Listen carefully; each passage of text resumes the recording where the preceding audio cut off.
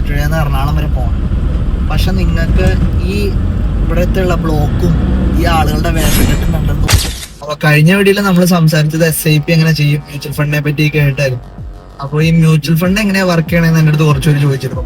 ഈ mutual fund എന്ന് വെച്ച് കഴിഞ്ഞാൽ കൂടുതലൊന്നുമില്ല, ഇതെന്ന് പറഞ്ഞാൽ ഒരു പൂൾ ഓഫ് മണിയാണ്. വെച്ചാൽ നമ്മൾ ഇൻവെസ്റ്റ് ചെയ്യണതും പലരും ഇൻവെസ്റ്റ് ചെയ്യണ ഈ പൈസകളെല്ലാം കൂട്ടി വെച്ചിട്ട് അവരൊരു പ്രൊഫഷണൽ ഫണ്ട് മാനേജറിനെ ഇതിലേക്ക് സെറ്റ് ചെയ്യും. അത് ഒരാളെന്ന് ആയിരിക്കില്ല, കുറേ പേരുണ്ടാവും. അവരെന്ന് വെച്ച് കഴിഞ്ഞാൽ ഈ ഒരു മേഖലയിൽ അത്യാവശ്യം എക്സ്പെർട്ടൈസ് ഉള്ളവരായിരിക്കും.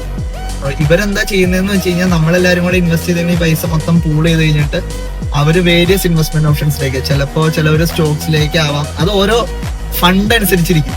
സ്റ്റോക്സിലേക്ക് ഇൻവെസ്റ്റ് ചെയ്യാം, ബോണ്ടിലേക്ക് ഇൻവെസ്റ്റ് ചെയ്യാം, ഗോൾഡ്, സിൽവർ, അതേപോലെ കമ്മോഡിറ്റീസിലേക്ക് ഇൻവെസ്റ്റ് ചെയ്യാം, ETF ഇൻവെസ്റ്റ് ചെയ്യാം. മ്യൂച്വൽ ഫണ്ട് ആരാ ചെയ്യേണ്ടതെന്ന് അങ്ങനെ ഒരു ബേസിക് ഒരു സംഭവം പറയുകയാണെങ്കിൽ, ഇപ്പൊ നിങ്ങളുടെ ഒരു കാറുണ്ട്, ഇപ്പൊ നിങ്ങൾക്ക് മൂവാറ്റുപുഴയിൽ നിന്ന് എറണാകുളം വരെ പോകണം.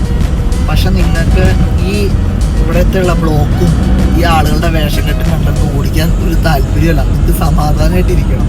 നിങ്ങളുടെ കയ്യിൽ പൈസ ഉണ്ട്, ആ ഒരു ഡ്രൈവറിനെ വെച്ച് പോണേന് നിങ്ങൾക്ക് വലിയ പ്രശ്നമല്ല. അപ്പൊ നിങ്ങൾക്ക് അങ്ങനെ ഒരു പോണേനൊരു സാഹചര്യത്തിൽ നമുക്ക് വേണ്ടി മ്യൂച്വൽ ഫണ്ടിലേക്ക് കണക്ട് ചെയ്യാം. അതല്ല, നിങ്ങൾക്ക് സ്വയം ഓടിച്ചു പോവാം. എന്താ, നിങ്ങൾക്ക് ഈ റോഡിലെ പ്രശ്നങ്ങളോ ബ്ലോക്കൊന്നും നിങ്ങൾക്കൊരു പ്രശ്നമല്ല, നിങ്ങൾക്ക് പോണേനും വലിയ കുഴപ്പമില്ല, നിങ്ങളുടെ സമയം അങ്ങനെ എന്താ നിങ്ങൾക്ക് ടെൻഷൻ അടിക്കുന്നതിന് ഒരു പ്രശ്നമല്ല. അങ്ങനെ പോവാമെങ്കിൽ നിങ്ങൾക്ക് ആ ഒരു പൈസ അവിടെ സേവ് ചെയ്യാലോ, അത് റിട്ടേൺ ആയിട്ട് കാൽക്കുലേറ്റ് ചെയ്യാം. അപ്പൊ അത് നിങ്ങൾ ഡയറക്റ്റ്ലി വേറെ എന്തിലേക്ക് ഇൻവെസ്റ്റ് ചെയ്യാം. അതായത് മ്യൂച്വൽ ഫണ്ടിലുള്ളവർ എന്താ ചെയ്യണേ, അവര് വേരിയസ് ഇൻവെസ്റ്റ്മെന്റ് ഓപ്ഷൻസിലേക്ക് ആ ഫണ്ട് മാനേജറാണ് പൈസ ഇടുന്നത്, അത് നമ്മൾ ചെയ്യേണ്ടി വരും. അത്രേ ഉള്ളൂ.